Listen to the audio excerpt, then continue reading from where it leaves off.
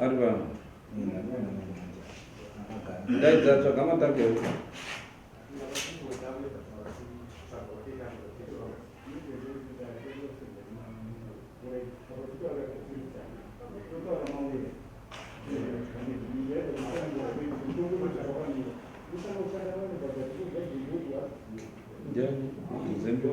Zembe guidance Tanaka na Chinjovana ndizo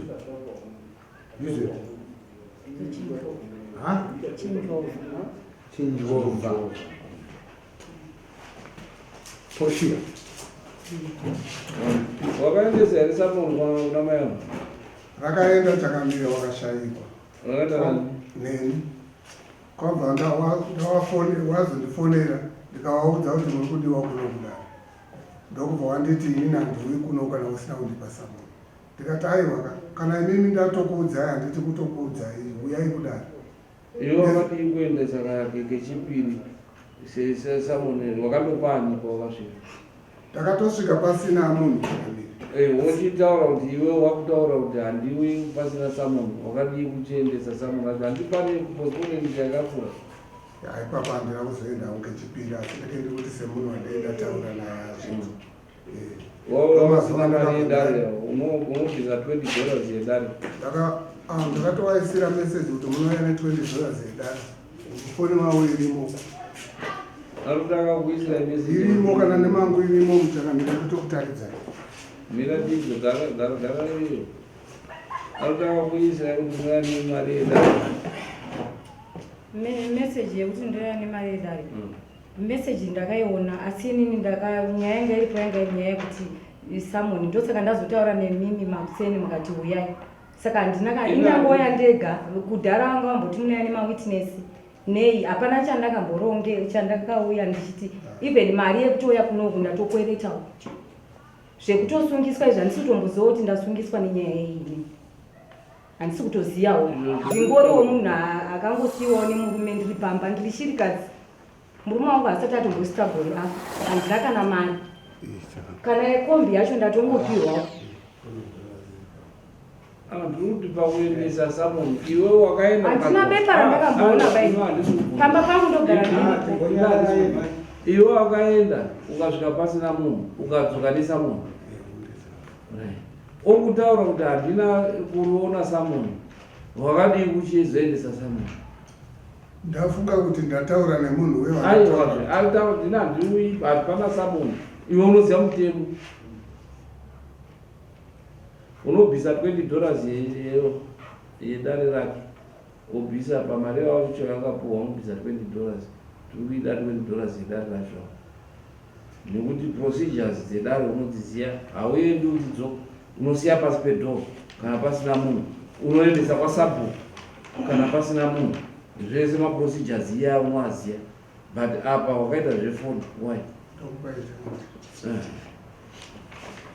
right hande nedare garai ipasi mangunyengu yakamira yakadai inini ava ndimbuya vangu vakaroorwa nemwana hanzanzi yamai vangu so isusu mai vangu tine munda wemhuri uri mubhuku rasabhuku nezambe pavari kugara ivava vakanzi vambofanira kugara mbuya vangu nemhuri yavo of which unfortunately murume wavo akashayika last year muna November neaccident vakasara vachigara ipapo then inini ndiri kumbawo sabhuku vako vachinditaura kuti pane issue yemapenits ari kupuwa emamwe emunda anopuwa muridzi wemunda so ndibva ndati go mai vangu inenge vane dementia ovanda kuchengeta ndakatosiya basa kuti ndivachengete ndikati so issue handiti kuti nditaure hamai ndine wei yandofanira kutambira kutsvaga kutaura nayo kwavari because munhu ane dementia dokta vakati musasataure maissues asensitive kwavari because havachakwanisi kuzvihodha so sabhuku vakati mapemitsi kana mapepa auya kwemapemitsi ndichauya nepepa renu but pepa iri rinosainwa naamai roiswa nhamba dzichitupa dzaamai inini semwana wavo ndozoenda kucouncil kunobhadhara mari yemunda saka itindi ipapapa sabhuku ndofunga vakandibatsira kupedzisa nyaya yacho taura inini chii chakazoitika chamaunza nyaya yacho kudaro zvese hamusati mbuya vangu vakazoenda kuna sabhuku behind my back. Ndavaudza kuti mbuya minda inenge iri kuda kupa mapermits. Kana manzi mupuwe mapepa emapermits, musaende muri mega. Muridzi wemunda achiripo, anova ndiwo amai vangu vachiripo. Munotitaurira toza kutofambisa sei. Mbuya vakaenda kwasabhuku nemwana womukomana.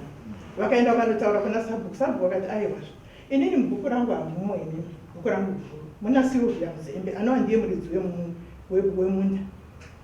So nyaya yacho ndozvatinotaura anganotaura kuti nyaya yacho yawainandei ungotaura chete inyaya yepemiti kuti iwo mbuya vakaenda kunotsvaga pemiti yemunda wakazopuwa here pemiti iyo handisi kuziva kuti vakazopuwa here because vakasvika kwasabhuku vachida mapepa iwewe research yako ndiwo amhangaraka unofangoine detail racho nekuti hapana nyaya tiri kutonga hanzi vakaipiwa ndizvomangutaura vakaipiwa mavo vakaipiwa ende havana kubva kwasabhuku vakaendawo kune vamwe vanhu vanoti ndivana sabhuku ndovakala wakapuwa papemiti ndo nyaya unotaura nyaya haisi rechibheni wauya nenyaya unotaura nyaya yako sezvairi sorry ma uyu iyo anozani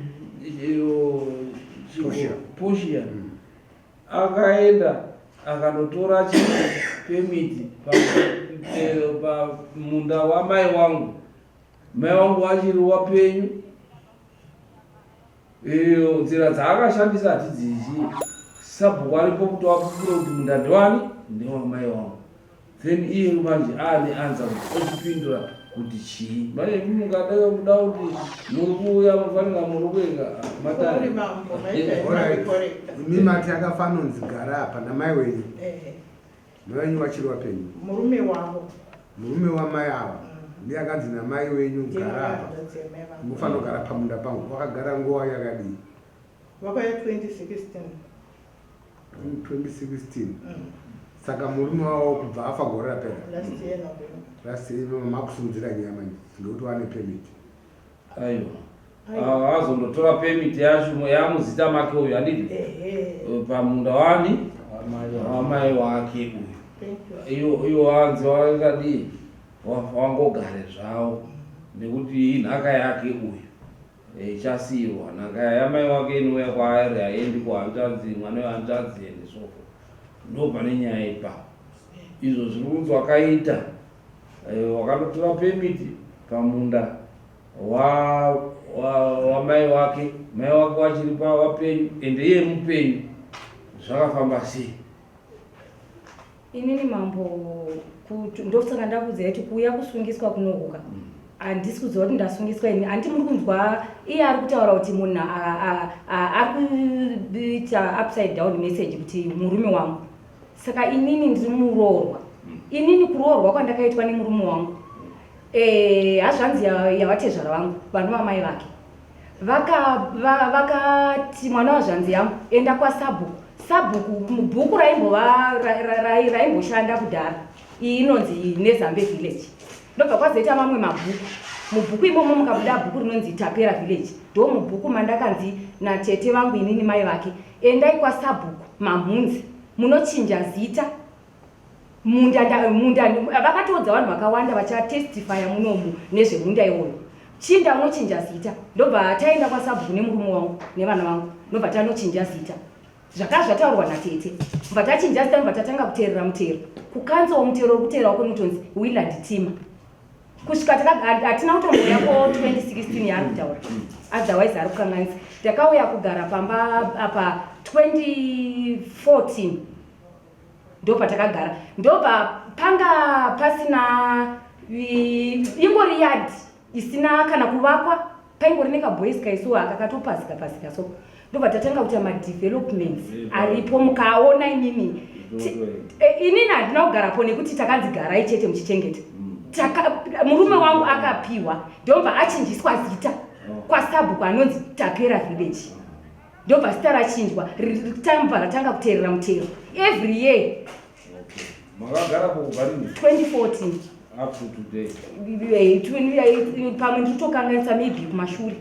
Izvo zviri kutaurwa kuti even watovaka kana development iripo mambo mega mukanoiona kwakuti munhu akanzi gara chete zvonochinja zita right iwe utaurwa here vanhu vakatora advantage yedementia mai wako akatanga dementia rini pakashaika nzodzi yangu 2012 wakapinda mudepression nenyaya yekuti anga ari mwana ane mukoma iwewe ubva 2012 kusvika izvozvizvi taamuna 20 pasara papera makore mangani 2012 taamuna 2020 ani pane makore mangani mambo ini ndandiri kubasa aiwa basa harine unouya handiti unouya weekend uchiona vanhu uchidzokera ini ndina kumaduties manational duties angu anga singandada kurambe ndiri kuba ndandiri kupolisi saka uyu ndaiuya ndichiona mai zvinochitango zviri ene nguva zhinji mai vangu vanga vakusvikawo kutaura nawo yemunda uyu avo wawaka bva 2012 2014 wawaka waita maestablishment zvese wapedza iwe waakuuya nhasi pari mukasvika pamambo munotoshama imimi verumende